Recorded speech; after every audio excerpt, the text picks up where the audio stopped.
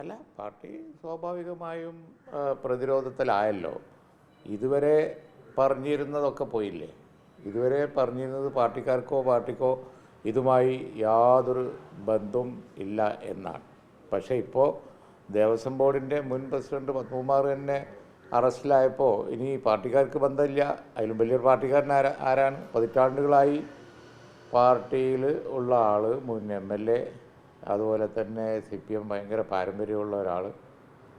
ആ ആൾ അവിടെ ദേവസ്വം ബോർഡിൻ്റെ ചെയർമാനായിരിക്കുമ്പോഴാണ് ഒരിക്കലും സംഭവിക്കാൻ പാടില്ലാത്ത, കൊള്ളയൊക്കെ ആവാം, പക്ഷേ ഇതുപോലെ അവിടെ ശബരിമല ക്ഷേത്രത്തിൻ്റെ സ്വത്ത് ഒരു തരി സ്വർണം ഞങ്ങൾ കളിയില്ല എന്നാണ് ഇപ്പോൾ പോലും CPM ജില്ലാ സെക്രട്ടറി MP ഗോവിന്ദ മാസ്റ്റർ പറഞ്ഞത്.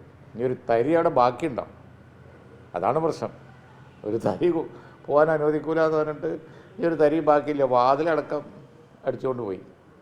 അത് ആസൂത്രണം ചെയ്തതും അതുപോലെ തന്നെ നടപ്പിലാക്കിയതുമൊക്കെ ഒരു പൊളിറ്റീഷ്യനായ പാർട്ടിയുടെ പാരമ്പര്യമുള്ള ശ്രീ പത്മകുമാറാണ് എന്ന് പറയുമ്പോൾ അത് അത്യത്ഭുതമായിരിക്കുന്നു, അങ്ങേയറ്റം ഞെട്ടിക്കുന്നതാണ്. ഇത് ഈ നാട്ടിലുള്ള അയ്യപ്പ ഭക്തരെ സംബന്ധിച്ചിടത്തോളം ഒരിക്കലും പൊറുക്കാനാവാത്ത ഒന്നാണ്. അതാണ് ഈ കാര്യം വ്യക്തമാക്കുന്നത്. മാത്രമല്ല, ഇതിപ്പോൾ ഹൈക്കോടതിയുടെ നേതൃത്വത്തിലുള്ള ഒരു അന്വേഷണം ആയതുകൊണ്ടല്ലേ, അല്ലെങ്കിൽ ഇതൊക്കെ പുറത്തു വരുമോ? ഹൈക്കോടതി മോണിറ്റർ ചെയ്യുന്നത് കൊണ്ടാണ് ഇതൊക്കെ സംഭവിക്കുന്നത്. അതുകൊണ്ട് ഇതിൻ്റെ ഉത്തരവാദിത്തം അവർ ഏറ്റെടുത്തേ മതിയാവുള്ളൂ. ഇത് വലിയ നാണക്കേടായിപ്പോയി, അത് സമ്മതിച്ചേ പറ്റുള്ളൂ. തീർച്ചയായും ജനങ്ങളിൽ നിന്ന് പ്രതികരണം ഉണ്ടാവും. ഇതിപ്പോൾ ഈ പറയുന്നത് ഇവരിലൊന്നും നിൽക്കില്ല. രണ്ട് മന്ത്രിയും മുൻ മന്ത്രിയും ഇപ്പോഴത്തെ മന്ത്രിയും അവർക്കെതിരെ കൂടി അന്വേഷണം വേണം എന്നൊരു ആവശ്യം സമാന്തരമായിട്ട് ഉയരുന്നുണ്ട്. അന്വേഷണം വേണം എന്ന് ആരും പറഞ്ഞില്ലെങ്കിലും അന്വേഷണം ഉണ്ടാവും.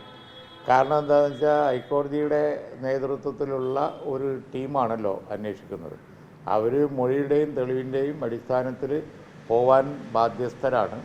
അത് പോകുന്നുണ്ടോ എന്ന് നോക്കാൻ കോടതിയുടെ സൂക്ഷ്മമായ നിരീക്ഷണം ഉണ്ട്.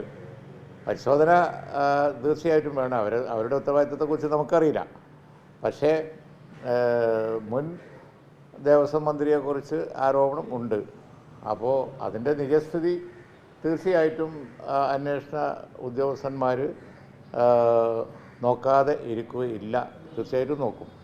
ഇപ്പോൾ സംസ്ഥാന സെക്രട്ടറി ഗോവിന്ദ മാസ്റ്റർ പറയുന്നത് പാർട്ടിയുടെ കൈകൾ ശുദ്ധമാണ്, ഇത് പാർട്ടിക്ക് തിരിച്ചടി ആകില്ല. ഇത് വല്ലാത്തൊരു ശുദ്ധിയാണ്. ഇത്ര വലിയൊരു വിശുദ്ധി ജനങ്ങൾക്ക് മനസ്സിലാവില്ല അതെന്താണെന്നുള്ളത്. വിശദീകരിച്ച് കൊടുക്കേണ്ടി വരും. വളരെ കാര്യങ്ങൾ വളരെ തത്വാധിഷ്ഠിതമായി പറയുന്ന ഗോവിന്ദ മാഷ് നല്ലോണം വിശദീകരിച്ച് കൊടുക്കേണ്ടി വരും ഈ വിശുദ്ധിൻ്റെ അർത്ഥം എന്താണെന്നുള്ളത്. ഈ ശബരിമലയെ ബന്ധപ്പെട്ട് അയ്യപ്പ സംഗമമൊക്കെ നടത്തി. പക്ഷെ അതിന് ശേഷം ഒന്നിനു പുറകെ ഒന്നായിട്ട് CPM പ്രശ്നത്തിൽ കൊടുക്കുകയാണ്. ഇപ്പോൾ ഏറ്റവും ഒടുവിൽ ശബരിമലയിലെ ഒരു ജനത്തിരക്ക് പോലും നിയന്ത്രിക്കാൻ പറ്റാത്ത വിധത്തിൽ ഒരു ഏകോപനവും ഉണ്ടായില്ല എന്ന് പറയുന്നു ഈ സീസണിൽ. ശബരിമലയിൽ കാലാകാലങ്ങളിലായിട്ട് മാറി മാറി വന്ന ഗവൺമെൻറ്റൊക്കെ ആത്മാർത്ഥതയോടുകൂടി കാര്യങ്ങൾ ചെയ്യുന്നതാണല്ലോ. ഞങ്ങളൊക്കെ ഗവൺമെൻറ്റിലിരുന്ന സമയത്തൊക്കെ വളരെ സിമ്പിളായിട്ട് കാര്യങ്ങൾ കൈകാര്യം ചെയ്ത് പോകുന്നതാണ്. ഇതുപോലുള്ള പ്രശ്നങ്ങളൊന്നും അവിടെ ഉണ്ടായിരുന്നില്ല.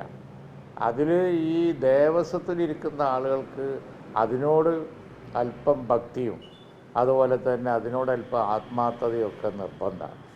അതില്ലാത്തതാണ് പ്രശ്നം. അല്ലെങ്കിൽ അല്പമെങ്കിലും ഒരു ഭക്തിയും ഭയമൊക്കെ ഉണ്ട് എങ്കിൽ, അതിലൊരു വിശ്വാസമൊക്കെ ഉണ്ട് എങ്കിൽ അവിടുന്ന് സ്വർണം മോഷ്ടിക്കാൻ തയ്യാറാവുമോ? അപ്പോൾ UDFൻ്റെ ഭരണസമിതികളൊക്കെ നിലനിന്നിരുന്ന കാലത്ത് അന്നത്തെ ഗവൺമെൻറ് വെച്ചിരുന്ന ആളുകൾ എന്ന് പറഞ്ഞാൽ ഇതൊക്കെ വലിയ കാര്യമായിട്ട് കരുതുന്നവരായിരുന്നു.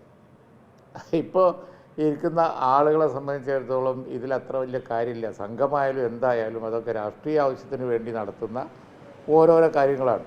ഇത് തെളിയിക്കുന്ന അതാണ്. ആത്മാർത്ഥമില്ലാത്ത, അതിൽ യാതൊരുവിധ വിശ്വാസവും ഇല്ലാത്ത ആളുകളെ കൊണ്ടുപോയി അതിനകത്ത് വെച്ചതുകൊണ്ട് വന്ന കുഴപ്പമാണതൊക്കെ. അവിടെയും മോഷ്ടിക്കുന്ന കാര്യം മാത്രം അവർ ചിന്തിച്ചു എന്നുള്ളതാണ്. നല്ല സൗകര്യമല്ലേ ഇതിപ്പോൾ. അവിടെ എത്ര ഫണ്ട് വരുന്ന സ്ഥലമാണ്.